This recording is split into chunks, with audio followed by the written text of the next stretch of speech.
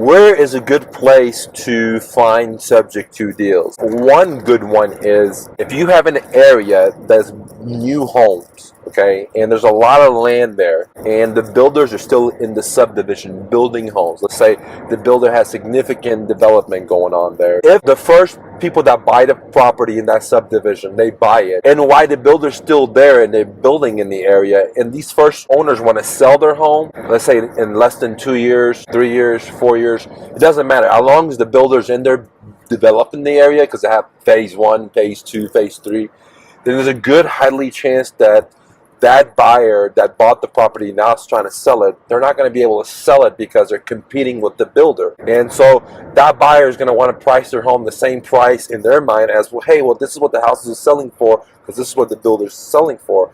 But the truth of the matter fact is that's not going to happen, because if I was a buyer and I had your house that was 100 and I had the builder's house that was 100, for example, I would take the builder's house because it's spanking new.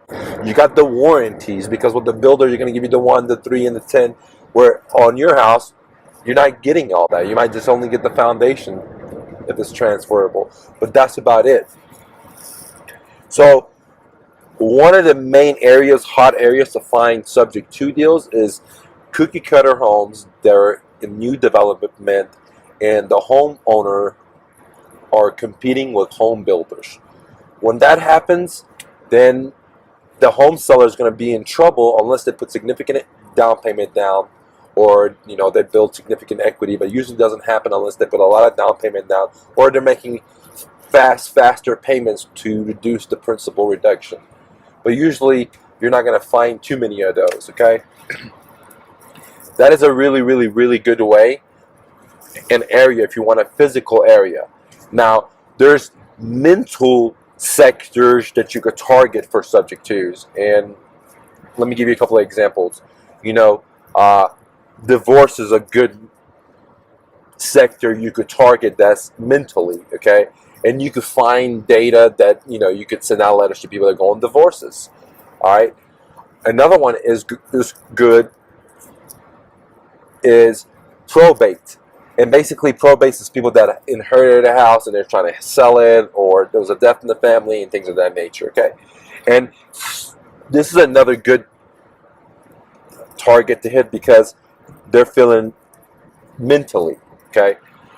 Being behind in payments, the pre-foreclosure list, guys, that's another one that's going to be a mentally thing, okay?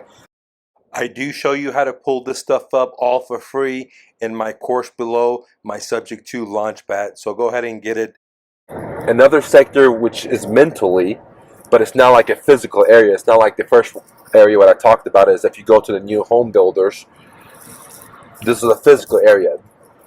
The second idea is mentally. Another one is called the expires, where people try to sell their homes, they weren't able to, and they still need to sell, but they still need solution. So in this episode I talked about physical locations where you could find subject to, or a higher probability of finding subject to, and then I also talk about psychological sectors that you could target to find subject tos. Okay, now if you guys have any questions, please leave a comment on YouTube or Facebook or wherever you're seeing this. I'll definitely answer any of your questions, or better yet, I'll make you a custom video to answer your question if I think that your question is going to help out the whole community, guys. This is Mike with my Real Estate Dojo.